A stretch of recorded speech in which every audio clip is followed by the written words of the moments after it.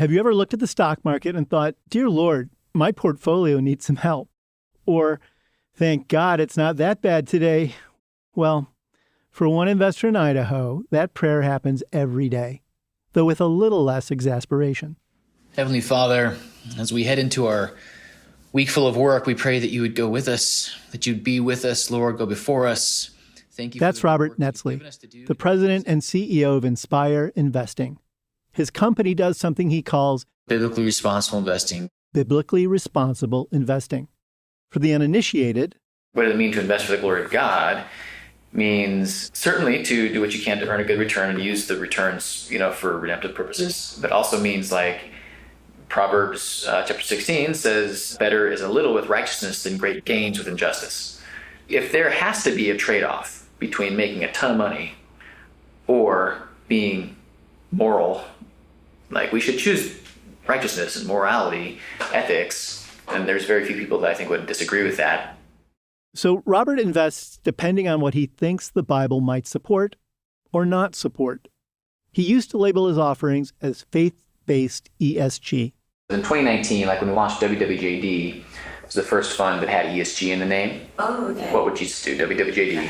But now, it's just like all of a sudden I'm talking to people who don't even know what a stock or an equity or mutual fund is, and they're like, oh, ESG. So bad. Yeah, exactly. Like, what does it mean? I don't know, but it's evil, wicked, bad. Welcome to Crash Course, a podcast about business, political, and social disruption, and what we can learn from it. I'm Tim O'Brien. Robert Netsley personifies a bigger war going on in the investment world and American politics over a little acronym called ESG. In the last year, there's been a Republican backlash to the trillions of dollars committed to investing practices that take environmental, social, and governance concerns into account. And then there's Robert. He's an evangelical Christian trying to realize his values and stay true to his own beliefs in the investing world. That sometimes intersects with Wall Street's ESG strategy, but it also lays bare some contradictions. My colleague, Sejal Kishan, reports on ESG investing for Bloomberg News, and she flew to Idaho to meet with Robert. She wrote a fascinating piece last fall called, What Would Jesus Buy? Investor Charts Course for $2 billion Fund. And she's going to share more of that story with us for today's Crash Course, Conservatives versus ESG. It's a tale of two conflicts in a way. Should there be biases in the investing world, be it faith-based or social activism? And should ESG exist at all? Welcome to the show, Sejal. Thanks for having me. So before we dive back into Robert's story, I want listeners to get to know you a little bit more. You've been at Bloomberg about 20 years now. And how long have you been on the ESG beat? It's just over 3 years, just before the pandemic, we started the beat. And why ESG? Why do you love this little corner of the market? It's complex. It's undefined. It's everywhere but nowhere. Just trying to figure out the complexities is what drew me to the beat. And you're good at solving complexities? I wish. I bet you are. I think you are. That's why you're here. Now, how did you find out about Robert Netsley? What attracted you to him as a story? Well, I first heard about him after the shooting in Uvalde, Texas last year, and I was looking at whether ESG funds held gun stocks, and I thought, obviously, no. But then I found his fund, and we found that he held shares in a firearms company called Sturm Ruger. One of the big ones. And a shooting sports company called Vista Outdoor. So I called him. He said that gun violence is deplorable, but guns themselves aren't unethical or immoral by themselves. I remember thinking it was a little weird, but to me it was new to hear about a conservative version of ESG. I knew I had to learn more. So I hopped on a plane and flew to Boise last year. Okay, well, so why don't you take over the story from there, and then we'll meet back here later in the episode to talk more about ESG and what you've learned. Sounds great.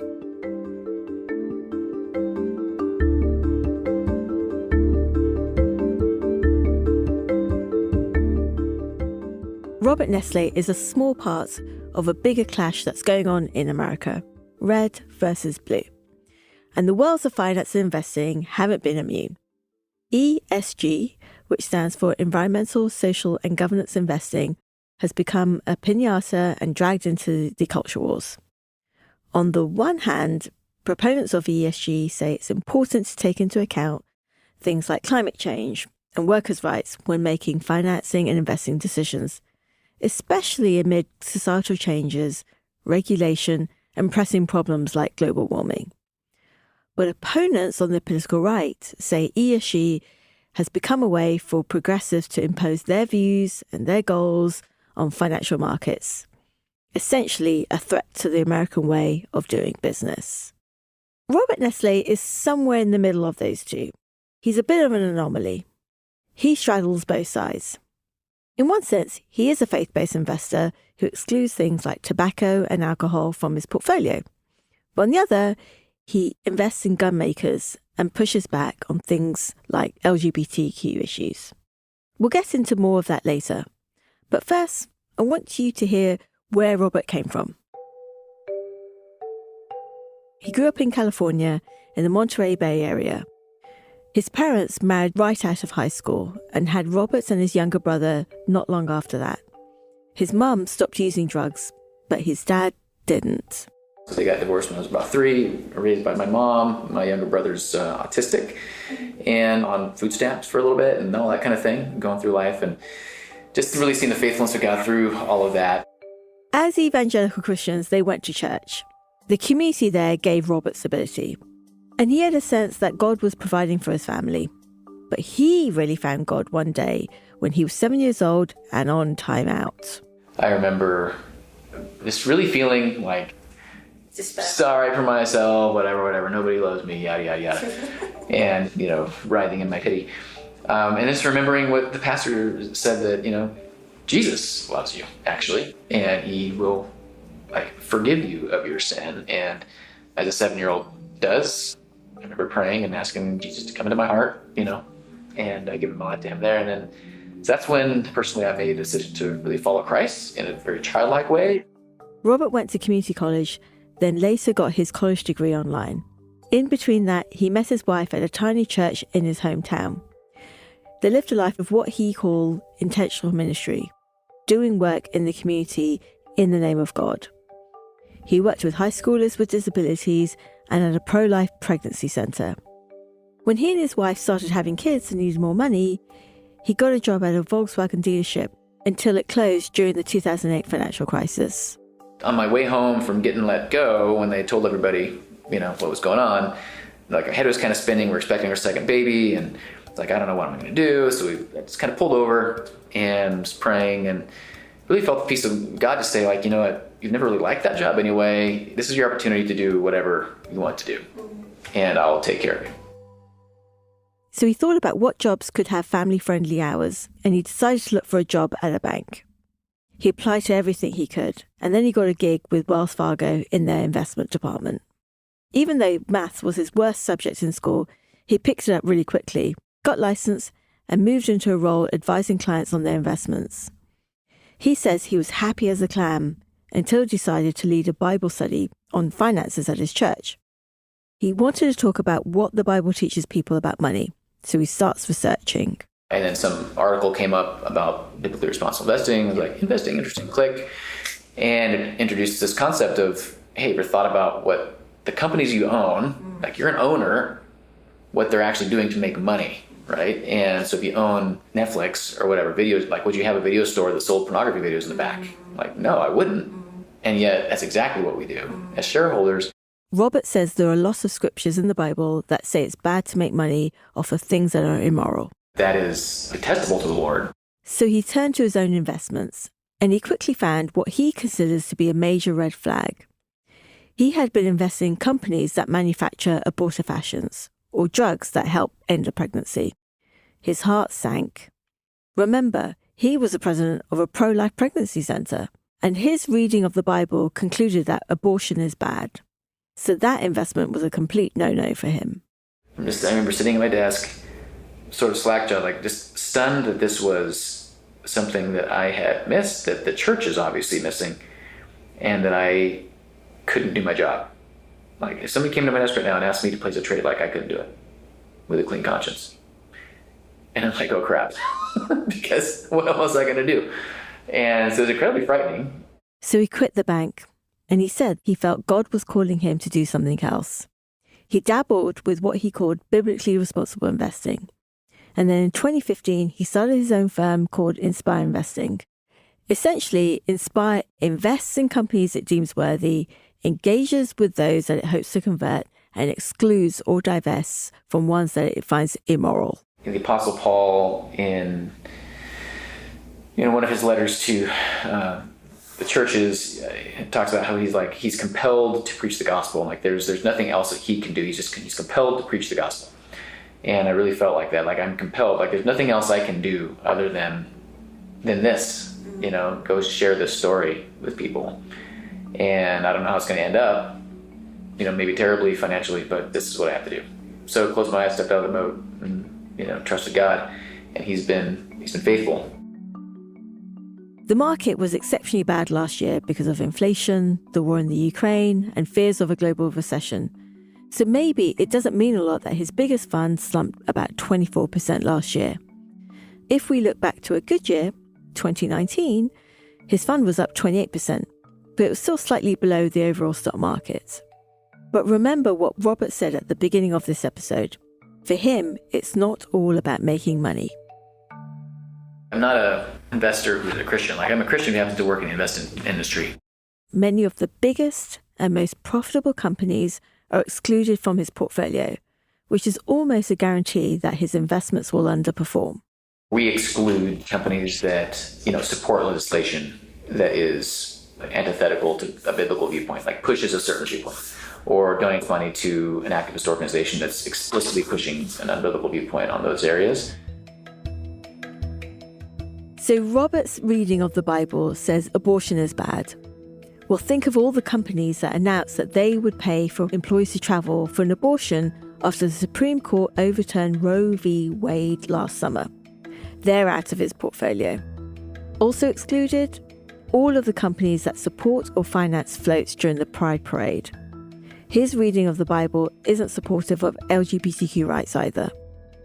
I'll just note here that while Netsley says that he loves his LGBTQ neighbours, he doesn't want what he describes as their lifestyles promoted in society and by companies. Nor does he want companies to discriminate against people like him in the workplace who hold more traditional views on marriage. So abortion access and LGBTQ rights are only two issues, but they put a lot of companies on the exclude list. Other companies are shunned for reasons such as distributing pornography, selling tobacco and alcohol products, funding stem cell research, and promoting in vitro fertilization. All in all, Robert says Inspire excludes about half of the S&P 500. Companies like Amazon, Walmart, Apple, and Google's parent company Alphabet. In an effort to limit the number of companies on the exclude list, Robert will often press executives, encouraging them to avoid what he says is politicization. Here's one example. Costco. Who likes Costco? Wholesale? Fans of free samples in the room? He's on the stage at a conservative conference in 2018. Last summer, we were alerted to the fact that they had begun sponsoring certain gay pride parades throughout the country, a handful in different cities. Obviously, this is concerning to us. So I picked up the phone and I just called investor relations. He said the CFO called him back and they had several conversations. About 6 weeks after that initial phone call, got another call from this gentleman telling us that Costco had made the executive decision not to support divisive issues, his word, divisive issues such as gay pride parades. Costco wouldn't respond to requests for comment, but these sorts of campaigns show that his work is about more than just investing in his faith. He's having an influence. It doesn't always go his way, though. He says he's tried to persuade Smuckers against supporting LGBTQ rights and other equality issues. He's also tried to press Dick's Sporting Goods against paying for employee travel for abortions. But so far, he's been unsuccessful. Yet Robert says he avoids the shame game. One of the big criticisms of biblically responsible investing generally is that it can be easily perceived or assumed that it's a guilt trip game, right? Like, hey, did you know that you're invested in this thing? Shame on you. And unfortunately, I think historically there have been those that have taken that approach. Good intentioned, maybe, but, wrong approach. And, we've heard a lot of people, especially from the early days, like before we got involved, like the decades, 90s and 80s and whatnot, that really was the perception, that it was like a guilt and shame sort of legalistic approach, which is, distasteful and not really biblical. We're supposed to be compelled by love and grace, not guilt and shame. So take that as you will. But one thing that really struck me was that he decided to label his fund as ESG. When I thought about it, it made sense in some ways. I mean, Inspire certainly screens companies by a variety of categories that fall under E, S, and G topics, which is environmental, social, and governance issues. Inspire will screen for human rights violations, forced labour, and other worker issues like minimum wage policies. It'll look at whether companies are cognizant of their environmental impacts, such as water consumption and air pollution. And Inspire will screen for discriminatory or predatory lending, whether companies are aggressively marketing products in low-income communities. All of those are considered ESG factors. But the day I visited him last August, that was all about to change. Right before our interview, he was in a meeting with his board, and they decided to remove the ESG label from their funds. I don't know if there was some meeting that they had in conservative radio land or something, right? But like, hey, this year, let's talk about ESG every single time we go on the air. And so we noticed the rhetoric is like increasing, I'm watching this, don't know how this is going to go, but we're committed to like trying to be a light, trying to be a redemptive influence on ESG. And meanwhile, we're getting like lambasted from the left for like saying we're ESG. Robert says he got blowback from liberal corners for claiming the ESG label while investing in stocks that might contradict a more traditional understanding of what ESG means. Meanwhile, his more conservative clients were also getting confused by the label. Conservative talking heads like Glenn Beck and Tucker Carlson had been attacking ESG on air, describing it as what they call a leftist agenda. So have high-profile politicians such as Florida Governor Ron DeSantis and former Vice President Mike Pence. Beck has said ESG poses a danger to the soul of America. DeSantis has gone as far as directing his state to pull billions of dollars from BlackRock, the Wall Street money manager that's been the most vocal about pressing companies on issues like climate change. And more than a dozen states have pushed anti-ESG laws. So if all these guys are calling ESG woke capitalism, what was Inspire doing? Robert says he wishes ESG could be seen as more neutral, but it is what it is. It's a narrative that we are powerless to counteract, right? If we had a bigger microphone, then maybe we would try. Okay. But now? The amount, yeah. Like when every conservative pundit is calling it evil, like we just cannot counteract that narrative.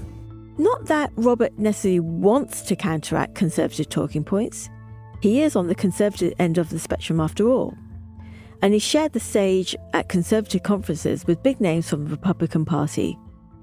He says he won't endorse candidates, but his work naturally leads him to back or speak out against companies based on whether their handling of social issues conforms to his reading of the Bible. We believe that a healthy business respects all viewpoints. Right, and if they claim to be tolerant and inclusive, then they should actually be so in practice. So do you want them neutral, or do you want them to... It depends what you mean by neutral, right? So if you mean by neutral by allowing all viewpoints... Just making shoes, just stick to making shoes. Mm-hmm. If it's Nike, yes. I would like them to be neutral. Not Netflix. If it's Hobby Lobby or Chick-fil-A, I'd like them to keep not being neutral. Right. But even those companies, they respect viewpoint diversity. They have all sorts of people working there. So they're not, it's neutrality in, not imposing your beliefs, upon the people working there in a way that is, heavy-handed or whatever else. Like it's respecting all viewpoints. Wow. I'm sorry to interrupt, Sejal, but this is just so interesting to me. Robert sounds like such a likable man, and he has goals of realizing his values as an investor and through his portfolio. But I also think there's some hypocrisy and contradictions going on here that are worth exploring. He's asking companies like Nike, for example, to be neutral and to not put values ahead of their product line, for example, or to not put values ahead of their sponsorships. And yet then he's turning around and saying Chick-fil-A or Hobby Lobby is doing the right thing by restricting certain people from its premises or from its product line. And that just feels to me like a deep contradiction, especially from someone who says they're a Christian, if you accept that sort of a basic tenet of Christianity is love and forgiveness. Who is he really forgiving? Who does he really love when he's working through where he's going to invest? And then the criticisms he has of other people for making exactly the same choices he does. Well, that's where it gets all murky. A lot of conservatives feel that corporate America has been co-opted by liberals who are pushing goals like climate change, for instance. These conservatives want businesses to focus on business and to be more neutral and not following liberal goals. Yeah, but neutrality is in the eye of the beholder. Too right. Right? Too right. And at least classically with investment, if you're saying you're being neutral, you're trying to look just at the numbers. And now you have these conflicts between people who say we have the numbers, but we also have values. But then you have Robert Netsley who's saying my values are good for me, but your values aren't good for you. Maybe this is a good place to pause on the story. I agree. Let's take a break. And then where are we going when we get back? I want to sit back and talk to some of the experts that I've been speaking to about what's going on in the ESG space.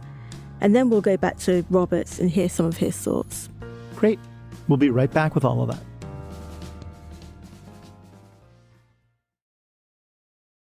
Okay, we're back with Bloomberg's ESG reporter, Sejal Kishan. Thanks for having me. So we've just heard the story of Robert Netsley, a faith-based investor in Idaho. But he's not the first person, obviously, who's invested this way. So Sejal, why don't you take over the story again and give our listeners some of that history? Faith-based investing is the oldest form of stakeholder capitalism, right? Sure. I mean, going back to slave trade in the UK. This is Robert Netsley again. Yeah, you had the Quakers and others who just refused to invest in the slave trade and were outspoken about slave trade. So it was people of faith, specifically Christian faith, in that context. And scripturally, even thousands of years before that, you got proverbs and rules surrounding commerce that prohibit immorality, including the slave trade.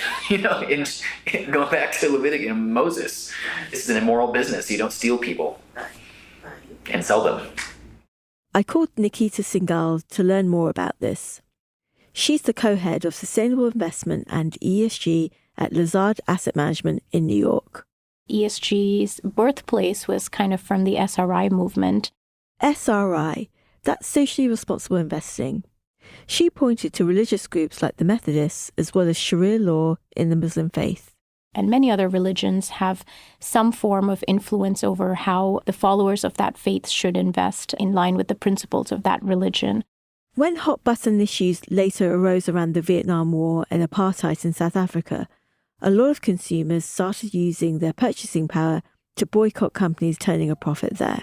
All of that time period was about investing in companies that we believed they were engaging in activities that were not positive for society. And the tool that was used was to just simply exclude investing in those companies because it was signaling a specific value or a virtue. I think ESG is very different from all of that. In Nikita's eyes, as a person who does this kind of investing every day, ESG is not virtue signaling. It's not a product. It's a process. It's actually part and parcel and a very essential part of good investing. And what it is about is thinking on behalf of our clients as their fiduciaries, what are these emerging risks and opportunities related to the environment and society that are increasingly becoming market issues? When I told Nikita about Robert's fund, she was unequivocal. I would not consider that ESG. She highlighted for me the difference between ESG and what she calls impact investing. That's where an investor might try to use their investments to affect change or influence a company's policies. There is a healthy and growing subset of our clients who are interested in that, and we need to make sure that we can do it while keeping in mind their risk-return objectives. But it's not the place of a global asset manager like us to be able to have an opinion on that. To learn more about what makes ESG ESG, I called an expert who I've spoken to while on the beat. Witold Hennisch, and I'm Vice Dean and Faculty Director of the ESG Initiative at the Wharton School, and I'm also the Deloitte & Touche Professor of Management. Vitz has a similar take to Nikita when it comes to what factors go into an ESG investment plan. ESG is about doing hard financial analysis, and it's not at all driven by ideology. It's driven by economics. He'll study data to try to understand how companies are analysing environmental, social and governance factors. Then he'll look into how those factors might affect a company's bottom line. Here's an example. Palm oil is a common ingredient found in cosmetic products like lipsticks, but it's also leading to a lot of deforestation around the world. That's just one of many examples where an agricultural company, by changing its mix of supplies, by changing where and how it's sourcing, can have an impact on deforestation and an impact on clear cutting and other environmentally damaging practices. Companies are going to be increasingly pressured to undertake those actions. Some companies are ahead in that transition, some companies are behind. That should be reflected in their valuation. Otherwise, government policy or consumer changes in preferences will lead them to be forced to make these changes later on when they're more expensive to make. It's not a short-term gain. He's really trying to map out how a company's decisions today will affect its profits in the future. There may be periods of time, like 2022, where you outperform the market, but you will underperform over the medium to long term. A number of industry groups report that trillions of dollars are already weighing ESG issues to some degree. That's a massive pool of capital, and Vitz says it's only going to get bigger. But the sudden political polarization of ESG worries him. Sure, ESG models need work, but he doesn't think that's a reason to give up on the strategy or ignore how these factors affect the market. What I'd point to is the unfair standard they're holding the ESG movement to. They say we haven't built the data set yet that can predict future stock market returns, that we haven't built the financial model that can predict which stock will outperform the others over the next 10 years. Show me anyone in the financial service space who has a data set that can predict which stocks are going to outperform the others over the next 10 years. Anyone who had such a data set would be a billionaire.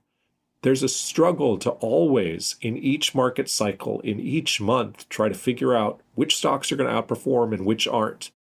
There's so much confusion about what ESG is. It means different things to different people. The data is incomplete, it's difficult to compare, and overall the field is still a work in progress. And even experts acknowledge that ESG analysis is still in its infancy. Nikita says people just have to appreciate where the industry is. That's the wild, wild west that we're still in. Nikita also says she doesn't see bias at work in ESG analysis, regardless of how the models are built. There is no such thing as a good ESG company or a bad ESG company, because you're throwing in three very different variables and you're somehow assuming that that is going to make some sense. Our job as an investor is not to say whether that's good or bad for society. It's about saying how does that impact the financial markets. Robert agrees with Nikita and Vitz that ESG shouldn't be prescriptive, but he thinks that's actually what's happening. The Pollyanna in me probably wishes that there could be a two-party ESG system. And how would that work? Well, take the E, for example. There are those who just think mining is bad and oil production is literally evil and it's killing Mother Earth and they should stop all drilling, period, no matter what the cost. The Bible says that we're here, God has put us in this earth to exercise his dominion over this world.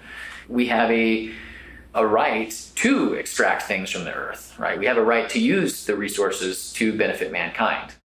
Robert's biblical view of mining lines up with a more conservative way of thinking. So the conservative ESG system might grade mining companies highly and invest in more of them, whereas a liberal ESG system might grade them poorly and not invest. One issue, two parties, and two very different approaches. Okay, hang on a sec. I'm going to butt in here again. To clarify, Nikita and Vitz are saying that ESG is not political and it's not partisan. They say they're just looking at data that shows how a company will perform in the future, depending on how they handle environmental, social, and governance factors. But some conservatives think that issues like climate change, for instance, are inherently political, even if the vast majority of scientists agree that climate change is real. Yeah, that's a pretty good summary, Tim. And actually, there may be even more approaches to ESG than what I've laid out. I spoke to another faith-based investor, Mark Regier, who works in Wisconsin, and he has a different reading of the Bible than Robert does. I make it a rule not to tell anybody what Jesus would do because I don't know. That's what makes the difference between somebody who's the Son of God and somebody who's definitely not. Like I said, there's no clear definition of ESG. There's lots of different takes on it. It depends on who you speak with. What a minefield. I want to talk more about this, but we have to take an ad break first. We'll be right back.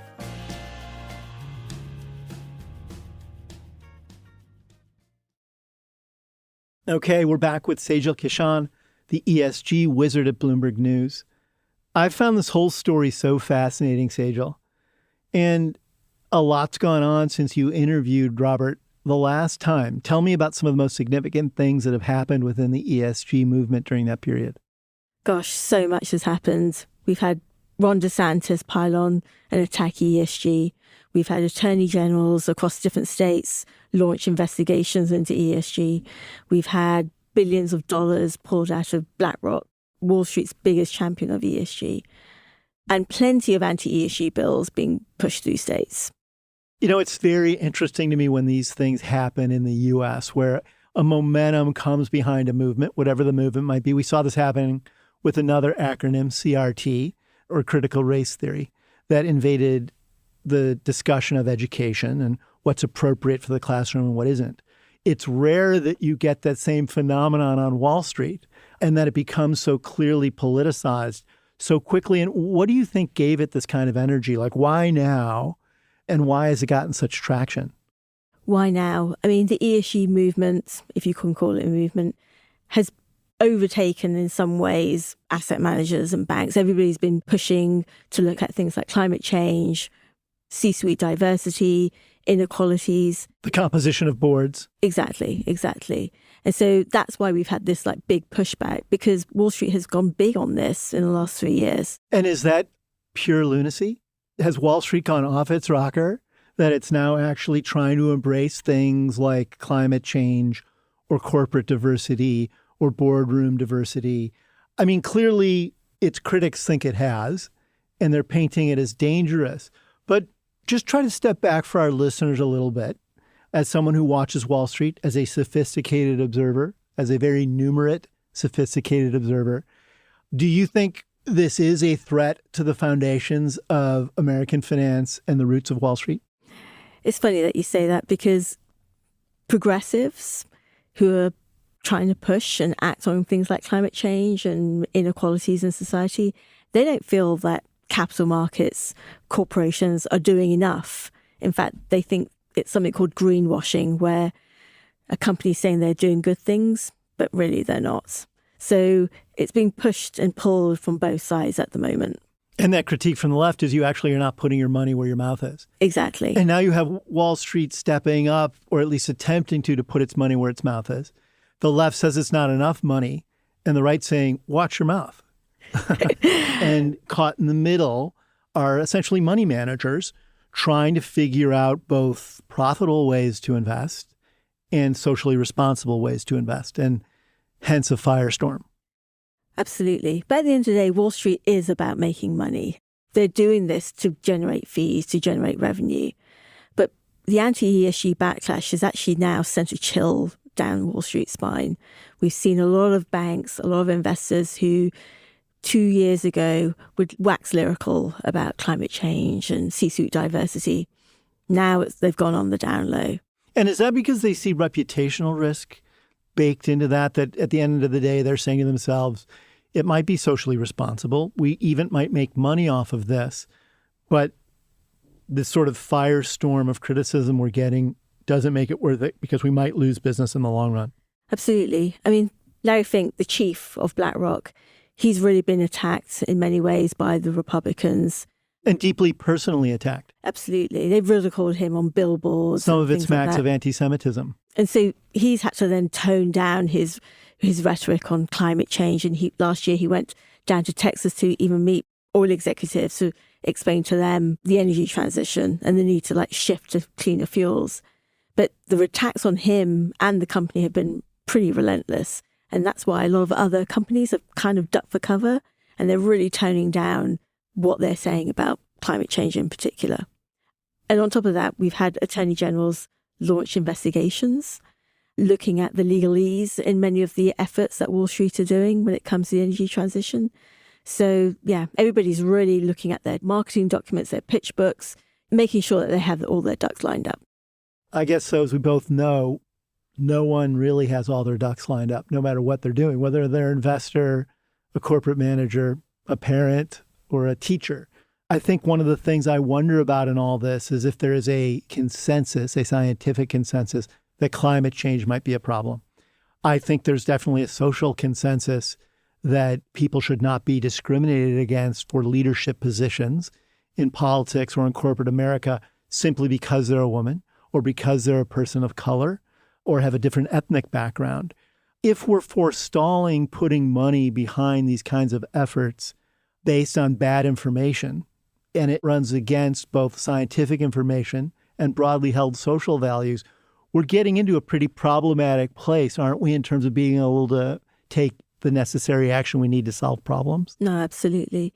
But to people on the right, a lot of the diversity initiatives smacks of affirmative action, of quotas, and historically they've hated all of that. Yeah, I wonder how many of those people on the right come from lots of different countries historically and have lots of different backgrounds, and now they kind of want just one thing. But that's probably for a different podcast. I want to come back to money and ESG here. I also think it's useful to frame exactly how vast the ESG realm is, because most money invested in Wall Street is still invested the old-fashioned way. People try to find either growth opportunities or undervalued companies and create a calculus that will result in a profitable payoff somewhere down the road. How big actually is the ESG universe right now in terms of what percentage of assets on Wall Street flow towards it? Well, it's certainly not a majority of the assets. It's probably less than 10, if not 5% of the assets. But ESG investors, they have said trillions is involved in ESG. But what's happening now, because of concerns of greenwashing, when people exaggerate their environmental claims, we're seeing a sort of a shrinkage going on both in Europe and the US. So the numbers are in flux at the moment. So from where you sit, do you think this means that the ESG movement is going to run out of steam? Does it die? Does it get repackaged with different initials and sort of sneak past its critics? How does this play out?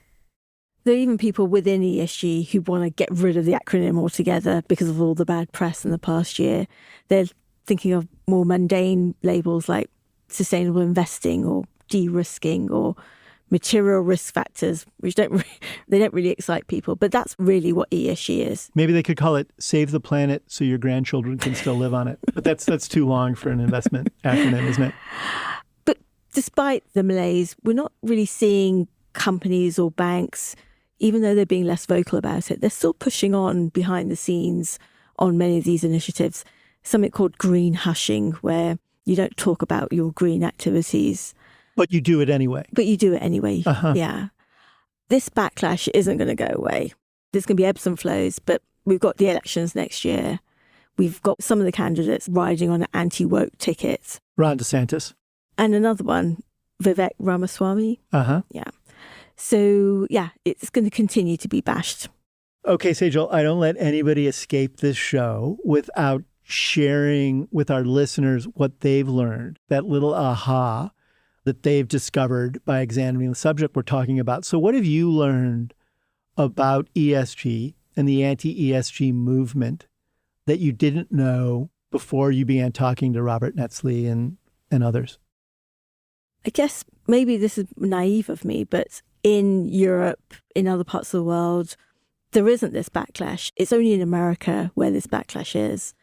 So I've been surprised by the pushback by the right on an investment strategy that people on the left are saying is not really doing much. What I've learned, things aren't so black and white. They never are. Thank you for joining us today. Thank you. You can find Sejal Kishan's reporting on Bloomberg.com and if you want to become a subscriber, the Bloomberg Terminal. Here at Crash Course, we believe that collisions can be messy, impressive, challenging, surprising, and always instructive. In today's Crash Course, I learned that there are many ways to skin the cat when you're talking about what is and isn't a value-based investment strategy. What did you learn? We'd love to hear from you. You can tweet at the Bloomberg Opinion handle, @opinion, or me, @Tim O'Brien, using the hashtag Bloomberg Crash Course. You can also subscribe to our show wherever you're listening right now and leave us a review. It helps more people find the show. This episode was produced by the indispensable Anna Mazarakis, Moses Andam, and me. Our supervising producer is Magnus Henriksen, and we had editing help from Sage Bauman, Katie Boyce, Jeff Grocott, Mike Nitza, and Christine Vanden Beilart. Blake Maples does our sound engineering, and our original theme song was composed by Luis Guerra. I'm Tim O'Brien. We'll be back next week with another Crash Course.